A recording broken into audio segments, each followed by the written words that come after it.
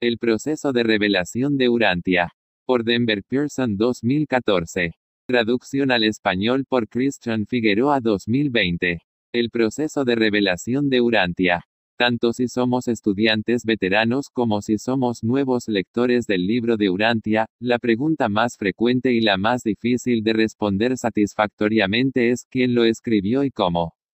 Al final todos llegamos a algunas conclusiones inciertas y por lo tanto incómodas que hemos ensayado una y otra vez para que suenen inteligentemente autoritarias. Pero la respuesta que hemos ideado se han derivado de lo que hemos oído de otros o hemos leído en apócrifos del libro de Urantia y tan pronto como sale de nuestros labios nos sentimos un poco vacíos.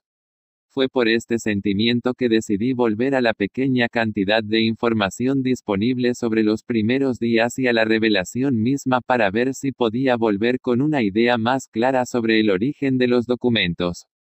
Comprendo plenamente que incluso si pudiéramos conocer el proceso exacto no lo entenderíamos porque en el análisis final fue un proceso espiritual y mental a nivel celestial que resultó en un fenómeno material. Mucho de lo que estoy diciendo aquí se expresa en otros lugares con algunas variaciones, pero también he introducido lo que creo que son algunos nuevos ángulos y aclaraciones a la historia.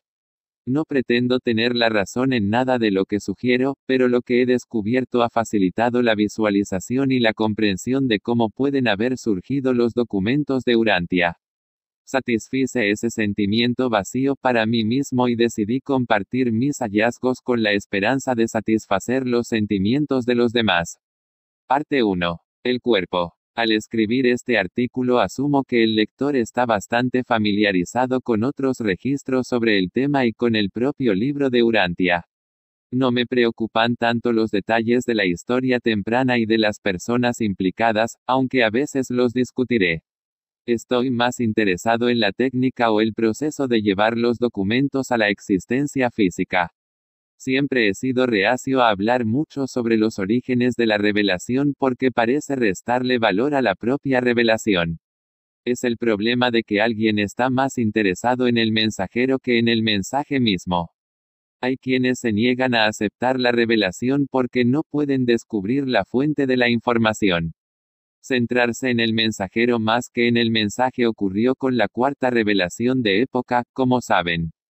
Se convirtió en la religión sobre Jesús más que en la religión de Jesús. El primer punto que quiero señalar es que hay muchos relatos escritos sobre la historia temprana y el origen de la revelación. Algunos de los autores son el propio Dr. Sadler, Larry Mullins, que escribió una historia basada en los recuerdos de Meredith Sprunger y probablemente el relato más preciso y completo. Los diarios de Harold Sherman, un supuesto psíquico y recién llegado al foro, Martin Gardner, un escritor científico que escribió el mejor intento fallido de desacreditar al libro de Urantia, The Great Cult Mystery, Urantia, el gran culto de misterio, y los escritos de Ernest Moyers.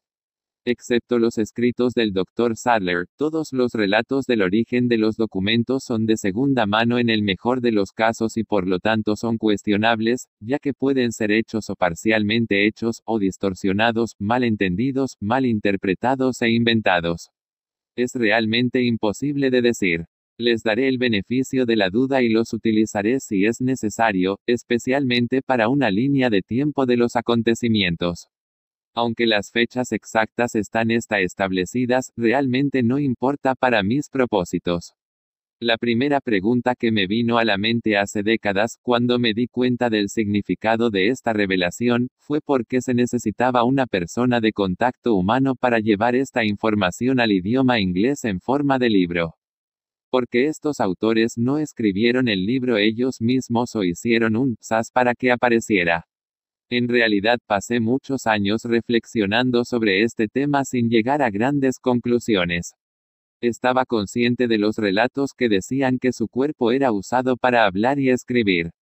Tuve dificultades con la idea del cuerpo poseído porque parecía contradecir las declaraciones de la revelación misma. Si recuerdas la película Ghost, en español, Ghost, La sombra del amor, donde el difunto posee o entra en la psíquica y actúa a través de su cuerpo, tendrás una idea de cómo la persona de contacto no fue utilizada. En 1929, el Dr. Sadler publicó un libro llamado The Mind That Mischief, en español, Las travesuras de la mente. En su relato de un extraño caso que estaba investigando y que involucraba a un hombre en un sueño profundo e inusual, se refiere a las palabras escritas y habladas del sujeto. Creo que es de esta declaración que todas las demás referencias derivan la idea de que la lengua y las manos del sujeto fueron usadas literalmente para transmitir comunicaciones del más allá. Pero cuando leemos en el libro de Urantia sobre las funciones de los seres intermedios, hay una declaración definitiva que indica que no poseen personas. Es mi creencia que incluso los seres intermedios rebeldes no acosaban de esta manera a las almas de mente débil antes de Pentecostés. Podían agravar una mente débil pero no afectarlos como la niña fue torturada en El Exorcista, cuando voces diabólicas salieron de su boca y su cabeza se giró. Esa es la imaginación de Hollywood en su mejor momento. Para apoyar mi afirmación solo tenemos que leer lo que el Dr. Sadler dijo sobre el tema. Cuando le preguntaron cómo lo hicieron los celestiales, su respuesta fue siempre, piensa en una forma y no será esa. Recuerdo haber leído una lista que él hizo de cómo no se hacía y la escritura automática y el habla automática eran dos en esa lista. También, en respuesta a la misma pregunta de cómo se hacía, su respuesta fue, está en el libro, y así es, más sobre esto pronto. Sin embargo, en 1929 escribió The Mind That Mischief sobre los mensajes escritos y hablados del tema. No hay ningún relato en ninguna de las historias sobre estos tiempos que diga que el Dr. Sadler afirmó que vio al sujeto escribiendo. El hijo del Dr. Sadler, Bill Jr., afirmó que nadie nunca vio la información que se estaba escribiendo y que no importaba lo mucho que trataran de descubrir la fuente del material, nunca podrían hacerlo. Algunos relatos dicen que los primeros documentos aparecieron todos a la vez en respuesta a las preguntas que Sadler recopiló. La historia dice que él pensó que la información estaba escrita de puño y letra por el sujeto porque la esposa del sujeto dijo que así era. Sadler aparentemente revisó al hombre en busca de evidencia de haber escrito toda la noche, pero no había ninguna. Creo que podemos decir con seguridad que Sadler y todos los demás no sabían cómo surgió la información escrita. Supuestamente la escritura fue eventualmente analizada y se determinó que no era la del sujeto ni la de nadie más involucrado. Sabemos que los seres intermedios pueden entrar en contacto con cosas materiales y no tendrían ningún problema en escribir documentos. ¿Qué hay de la información hablada? Los seres intermedios se introdujeron en el cerebro del sujeto y hicieron que su lengua se moviera y utilizara sus cuerdas vocales. Cuando nos familiarizamos con los seres intermedios y sus habilidades, esto parece una manera ineficiente y tonta de comunicar conceptos superiores. Pero aún así sabemos que de alguna manera los seres celestiales se comunicaban con la comisión de contacto, el Dr. Sadler, su esposa Lena y algunos otros. La palabra escrita llegó más tarde, así que sabemos que debe haber habido comunicaciones verbales en las primeras etapas. La historia dice que durante una de las primeras sesiones nocturnas con el sujeto, los Sadler notaron que mojaba sus labios como si quisiera hablar. Le hicieron una pregunta y parecía hablar, pero no era su voz. Esto nos da la impresión de que su boca se movía como en una conversación normal. Recuerde que esta es una historia contada por alguien que afirma que Sadler dijo esto. No hay forma de saber si es exacta. Además, recuerde que un ser intermedio sería capaz de hablar y ser audible y hacerlo como si fuera de la nada. Me imagino que los seres intermedios leales tienen el mandato de no asustar a los humanos o provocarles ataques al corazón hablando de la nada. Mientras lees esto, imagina una voz extraña que viene de atrás y no hay nadie allí. Tu corazón se detendría. Diría que en las sesiones de la noche los seres intermedios podrían haber hablado cerca del sujeto o incluso haber abierto la boca para que fuera menos aterrador que un hombre dormido apareciera para hablar. Después de que la comisión de contacto se acostumbrara a la situación y aceptara el hecho de que estaban en comunicación con los celestiales, probablemente podían manejar una voz en un rincón de la habitación. Hace muchos años conocí a un hombre que dijo que conoció al Dr. Sadler, quien le dijo que los seres intermedios tenían diferentes acentos en inglés dependiendo de la parte del mundo en la que trabajaban. Otro testimonio de oídas. En esta primera parte estoy tratando de alejarme de la idea de que el cuerpo físico fue usado de todos modos. Los seres intermedios no necesitaban usar el cuerpo porque son muy capaces de escribir y hablar por sí mismos. Por lo tanto, eso me lleva de vuelta a mi pregunta original. ¿Por qué era necesario un ser humano para manifestar los documentos que finalmente llegaron a conocerse como el Libro de Urantia? Parte 2. La mente. Antes de discutir el por qué y cómo se usó a un ser humano, podríamos preguntarnos por qué nuestro mundo recibió una revelación de época en forma de libro y por qué en ese momento y lugar. Chicago a principios del siglo XX era uno de los principales centros comerciales del mundo y lo sigue siendo hasta hoy.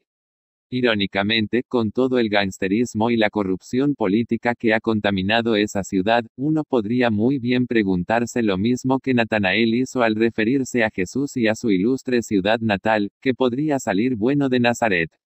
Si, por otra parte, los reveladores habían escogido al Dr. Sadler como su principal persona de contacto, entonces esa es una razón más concluyente para que la revelación tenga lugar en ese lugar.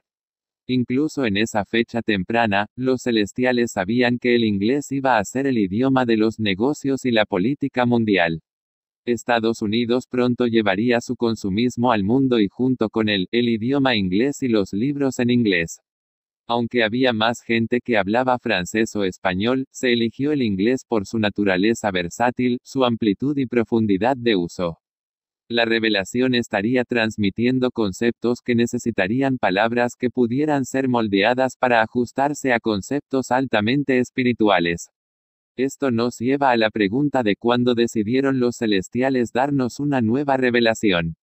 Habían pasado 2000 años desde la última revelación de época, Jesús de Nazaret. El cristianismo, resultado de la última revelación, estaba perdiendo su impulso y se estaba estancando. La revolución industrial estaba llegando a su fin y el mundo pronto se transformaría en una sociedad moderna de comunicación de masas y tecnología. Pronto seríamos un mundo de viajes aéreos, exploración espacial, televisión y computadoras, medicina para salvar vidas y sobrepoblación. Los celestiales podían prever los cambios que se avecinaban y que las religiones y filosofías del pasado no satisfarían las mentes del futuro. Las generaciones futuras estarían hambrientas de una verdad más elevada. El hombre mortal carece del concepto de la mente y materia morontiales, y la revelación es la única técnica para compensar esta deficiencia en los datos conceptuales que el hombre necesita tan urgentemente para construir una filosofía lógica del universo y para llegar a una comprensión satisfactoria de su lugar seguro y establecido en ese universo. Podemos ver que había una necesidad de una nueva revelación, así que ¿cuál sería el método? Todas las demás revelaciones de época fueron hechas por seres personales, pero vivimos en una época que idolatra a los individuos, lo cual restaría valor a un mensaje de época. El día de la palabra impresa estaba aquí y los libros se estaban convirtiendo rápidamente en el modo más rápido de difundir información. El mandato celestial se da para poner la revelación en el idioma inglés en forma de libro. Hay una declaración en el libro de Urantia que nos da una idea del proceso. Cuando se habla de los seres intermedios se dice, hoy día les corresponde desempeñar de forma inadvertida la tarea principal de compañero de enlace personal con aquellos hombres y mujeres que constituyen el cuerpo reservista del destino del planeta. La labor de este grupo secundario, competentemente secundada por miembros del cuerpo primario, produjo la coordinación de seres personales y circunstancias en Urantia que indujeron finalmente a los supervisores celestiales del planeta a iniciar aquellas peticiones que resultaron en el otorgamiento de los mandatos que hizo posible la serie de revelaciones de las cuales forma parte esta presentación. Podríamos interpretarlo de esta manera. Las condiciones estaban quedando aptas para una revelación y los seres intermedios pidieron a los supervisores celestiales su aprobación. Se les dijo a los seres intermedios que una vez que tuvieran las personas y circunstancias en su lugar, las peticiones se iniciarían y que resultaría en la concesión de los mandatos. Las personas y circunstancias fueron la reunión del Dr. Sadler, su esposa y el hombre que sería usado para el proceso de comunicación. Aquí es donde las cosas se vuelven interesantes. Los seres personales divinos que estarían narrando la revelación, en particular la parte 1 y la parte 2, no son capaces de tener contacto con las cosas materiales, no pueden escribir un libro. El mundo espiritual no es real para nosotros que vivimos en un mundo material. Lo contrario también es cierto. Los seres intermedios y las órdenes angélicas de menor rango que trabajan en los mundos evolutivos son capaces de vernos tal como somos y como vivimos, pero esto no es cierto para los seres personales celestiales de mayor rango como un consejero divino, un perfeccionador de la sabiduría o un censor universal. Hay una declaración en el documento sobre los artesanos celestiales que revela este hecho. El arcángel que narra este documento dice: todas estas actividades de los mundos morontiales y espirituales son reales. Para los seres espirituales el mundo espiritual es una realidad. Para nosotros el mundo material es el más irreal. Las formas más elevadas de espíritus pasan libremente a través de la materia ordinaria. Los espíritus elevados no reaccionan ante nada material excepto algunas de las energías básicas.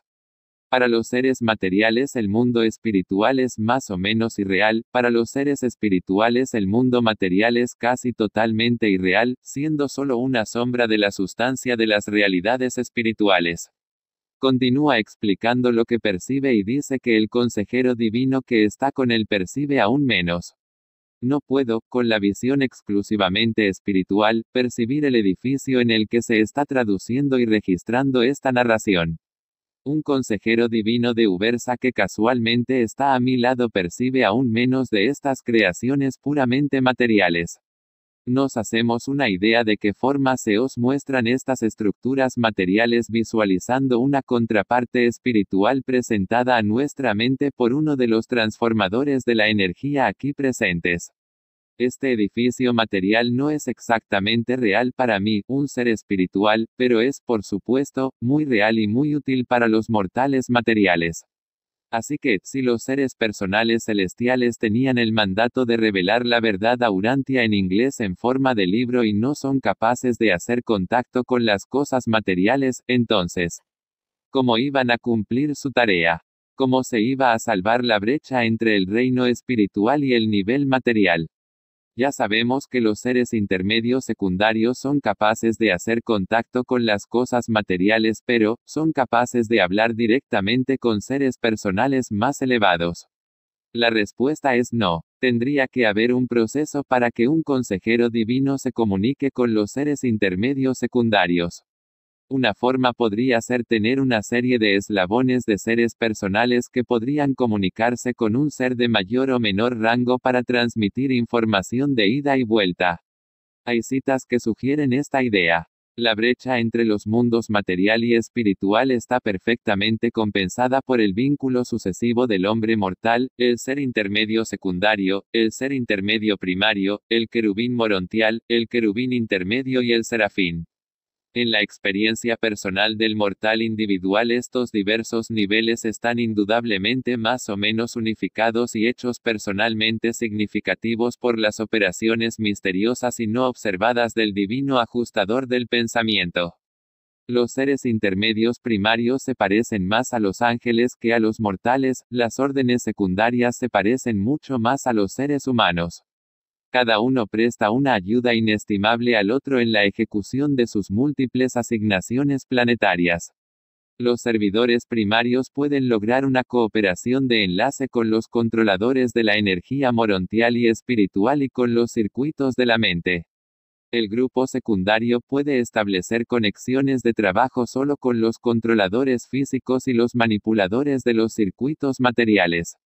Pero puesto que cada orden de seres intermedios puede establecer una perfecta sincronía de contacto con la otra, cualquiera de los dos grupos puede así lograr la utilización práctica de toda la gama de energía que va desde la potencia física cruda de los mundos materiales, pasando por las fases de transición de las energías del universo, hasta las fuerzas más elevadas de realidad espiritual de los reinos celestiales. La información clave de arriba es esta. Los servidores primarios pueden lograr una cooperación de enlace con los controladores de la energía morontial y espiritual y con los circuitos de la mente. El grupo secundario puede establecer conexiones de trabajo solo con los controladores físicos y los manipuladores de los circuitos materiales. Un consejero divino del paraíso hablaría el idioma del paraíso y definitivamente el idioma del superuniverso en el que está asignado, pero probablemente no tendría necesidad de aprender los idiomas de los universos locales de ese superuniverso. En el otro extremo de la ecuación, unos seres intermedios secundario hablaría con fluidez el inglés y la lengua de Satania y tal vez el idioma del universo local, pero definitivamente no el idioma del superuniverso porque no trabajan en ese nivel. Pero los seres intermedios primarios trabajan con seres espirituales de mayor rango y ciertamente conocerían el idioma de Ubersa. Puede que haya más entidades involucradas en el proceso como los controladores de la energía morontial y espiritual y los circuitos de la mente, así como los controladores físicos y los manipuladores de los circuitos materiales. En una cita anterior encontramos esta frase: esta narración está siendo traducida y grabada. ¿Traducido de qué idioma a qué idioma y cuántas traducciones se hicieron antes de ser registrado en inglés? Podrías preguntarte por qué no se sentaron alrededor de una mesa y tradujeron de un punto a otro. En cierto sentido lo hicieron, pero la mesa utilizada no era lo que podríamos pensar. Como he señalado, no fueron las manos ni la lengua de la persona de contacto las que se usaron, ni incluso atributos de su cerebro como su vocabulario. Hay una declaración en la revelación que nos presenta nuestra mejor idea de cómo se utilizó la persona de contacto. En muchos mundos los seres intermedios secundarios mejor adaptados son capaces de llegar a grados variables de contacto con los ajustadores del pensamiento de ciertos mortales constituidos en forma favorable, a través de la penetración experta en la mente en la que se posa dicho ajustador. Fue precisamente mediante tal combinación fortuita de ajustes cósmicos como estas revelaciones se materializaron en el idioma inglés en Urantia. Algunos seres intermedios son capaces de hacer algún tipo de contacto con el ajustador del pensamiento penetrando en la mente del humano habitado por el ajustador. Hacen la profunda declaración de que fue por este proceso que las revelaciones se materializaron en el idioma inglés en Urantia. Hay dos ideas distintas aquí. Una es hacer contacto con el ajustador del pensamiento y la otra es penetrar hábilmente en la mente del sujeto humano. Si el ajustador del pensamiento fue parte del proceso revelador, entonces debemos asumir que los ajustadores personalizados se comprometieron de alguna manera porque la comunicación fue entre seres personales y los ajustadores del pensamiento no son personales. Se ha sabido que los ajustadores personalizados actúan en los asuntos de un universo local, pero no hay nada en la revelación misma que indique que este fuera el caso en la reducción de la brecha entre los seres de mayor y menor rango. La siguiente cita explica cómo el ajustador de pensamiento puede haber estado o no involucrado, como usted puede verlo. De la misma manera que los seres intermedios rebeldes podían afectar a los débiles mentales antes de que los ajustadores del pensamiento empezaron a llegar fácilmente a los mortales después del otorgamiento del espíritu de la verdad, los seres intermedios leales, cuando trabajan con el colectivo de reserva del destino, pueden trabajar a través de la mente de un reservista cuando el ajustador del pensamiento se separa de su pupilo por alguna razón. En ambas situaciones el ajustador está ausente de la persona, dejando la mente vulnerable a los actos traviesos o lista para el deber planetario. En ningún mundo pueden los espíritus malignos poseer una mente mortal después de la vida de un hijo de gracia del paraíso. Pero antes de los días de Cristo Miguel en Urantia, antes de la llegada universal de los ajustadores del pensamiento y del derramamiento del Espíritu del Maestro sobre toda carne, estos seres intermedios rebeldes eran realmente capaces de influir en la mente de ciertos mortales pobremente dotados y de controlar parcialmente sus acciones. Esto se logró de manera muy similar a la función de los seres intermedios leales cuando sirven como eficientes guardianes de contacto de las mentes humanas del cuerpo de reservistas del destino de Urantia en aquellos momentos en que el ajustador está, en efecto, separado de la persona durante una temporada de contacto con las inteligencias suprahumanas. Eso nos deja la penetración de la mente, no del cerebro, del sujeto. El cerebro es el instrumento que conecta con los circuitos de la mente, o mejor dicho, la mente se posa sutilmente en el cerebro, en cuyo punto podría habitar el ajustador de pensamiento. Fue en la arena de los circuitos de la mente donde tuvo lugar la revelación. Es una ilustración burda, pero si pensamos en el sujeto como un teléfono o una centralita y el ajustador del pensamiento como el operador que permite que la conexión tenga lugar y la línea telefónica como el circuito mental donde se realizan las comunicaciones, podemos ver cómo un consejero divino podría hablar con los seres intermedios primarios que luego hablan con los seres intermedios secundarios. Esto seguramente está simplificado en exceso porque la verdadera mecánica de la transacción se lleva a cabo en el reino espiritual en la arena de la mente cósmica. Sería imposible para nosotros descubrir y entender completamente el proceso. Entonces, podríamos decir que la personalidad de contacto era un instrumento involuntario, pero podría preguntarse por qué la mente de un hombre dormido y no la de un ser intermedio. Es porque la mente del ser intermedio siempre está activa con una persona de contacto activa. Podría añadir aquí que la mente humana sería muy compatible con la mente de un ser intermedio ya que comparten los dos espíritus ayudantes de la mente más elevados, la sabiduría y la adoración. Pero ¿qué hay del libre albedrío del sujeto humano?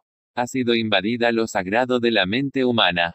No realmente porque los seres intermedios no están accediendo al cerebro físico y su memoria, el alma o la personalidad. Solo están accediendo a un circuito mental sin obstáculos.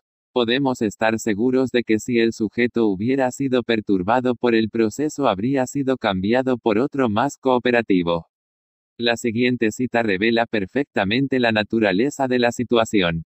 El ajustador del ser humano a través del cual se realiza esta comunicación disfruta de un ámbito de actividad tan amplio, principalmente debido a la casi completa indiferencia de este humano ante cualquier manifestación externa de la presencia interior del ajustador.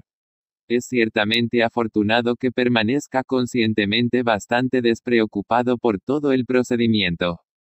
Tiene a uno de los ajustadores más experimentados de su época y generación, y sin embargo su reacción pasiva y su inactiva preocupación por los fenómenos relacionados con la presencia en su mente de este versátil ajustador es pronunciada por el guardián del destino como una reacción rara y fortuita.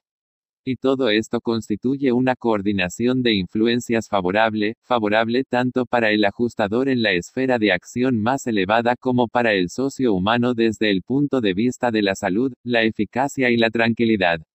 Parte 3. La línea de tiempo. En el proceso de revelación, noté algo en la línea de tiempo que no había considerado antes.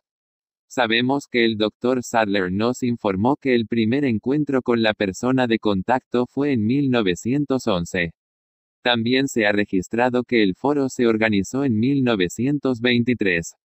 Ese fue un período de 12 años. Las fechas que tenemos para completar las tres primeras partes del libro de Urantia son 1934 y 1935, otro periodo de 12 años.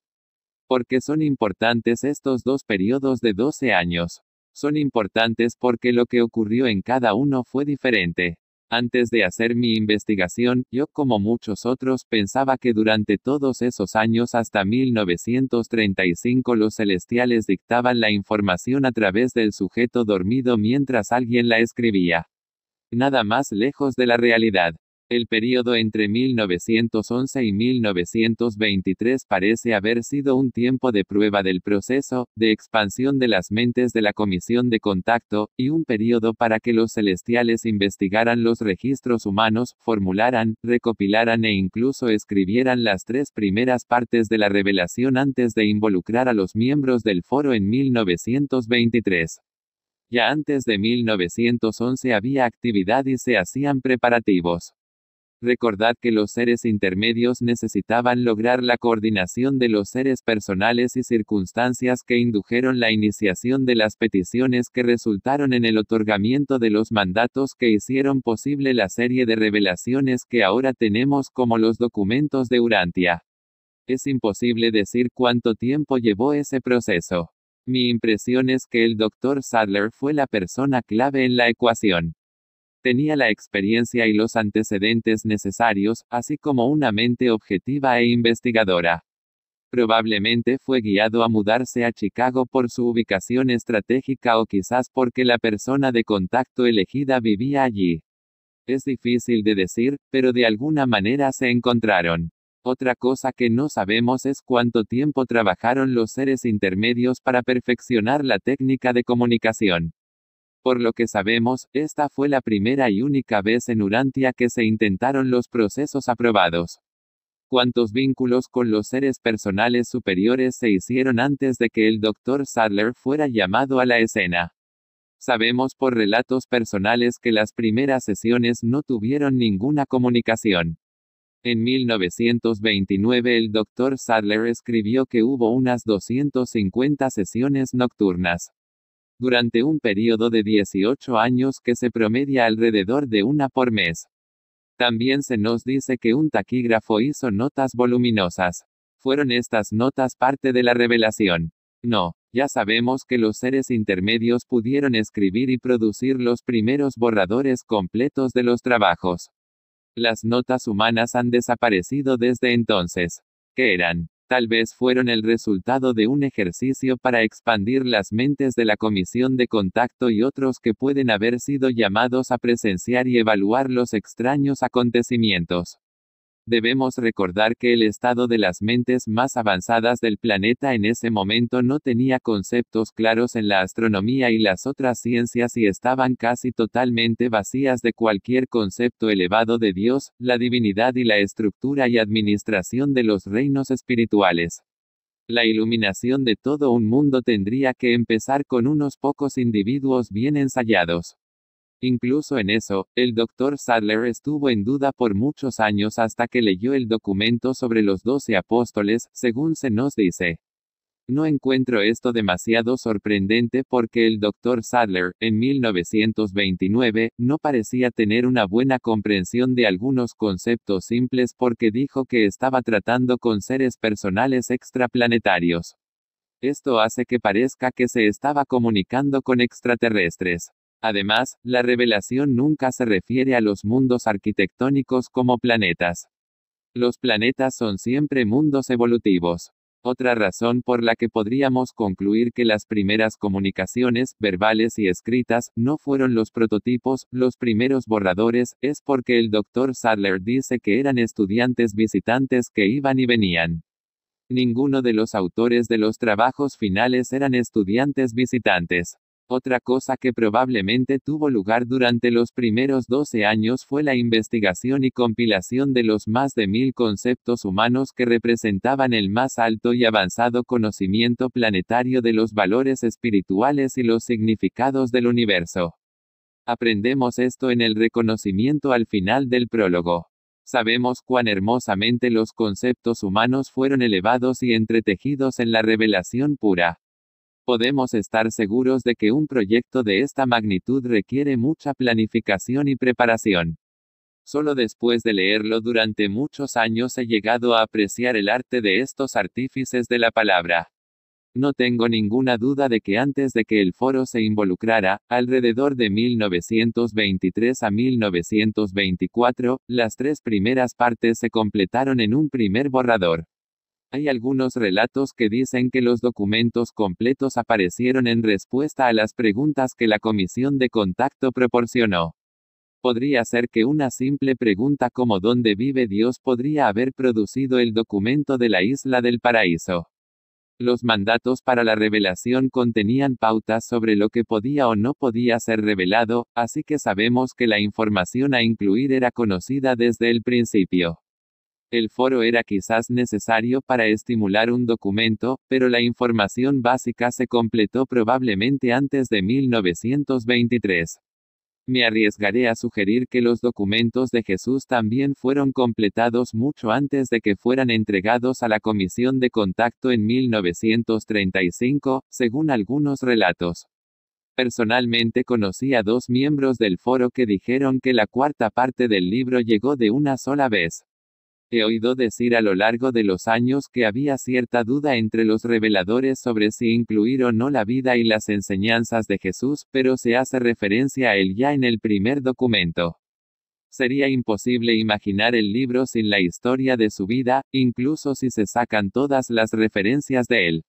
Urantia es su ciudad natal, somos parte de su creación, y las 3 primeras secciones del libro son un fantástico telón de fondo para la obra. Entonces, ¿para qué otro propósito sirvió el foro?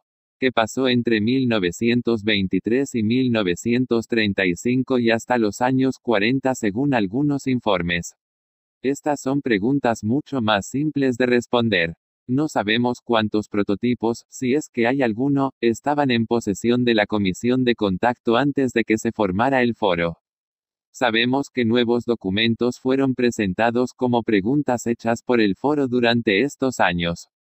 Las preguntas no fueron la razón por la que se escribió un documento, y lo sabemos porque había mandatos preexistentes que establecían qué y qué no revelar, sino más bien señales que indicaban qué documento sacar. A medida que se leían los documentos ante los miembros se planteaban más preguntas para su aclaración y luego se hacían ajustes. Estos años parecen haber sido un tiempo de afinar la revelación para hacerla comprensible para la mente humana. El proceso continuó hasta que llegó el día en que los reveladores dijeron que los mandatos se cumplieron.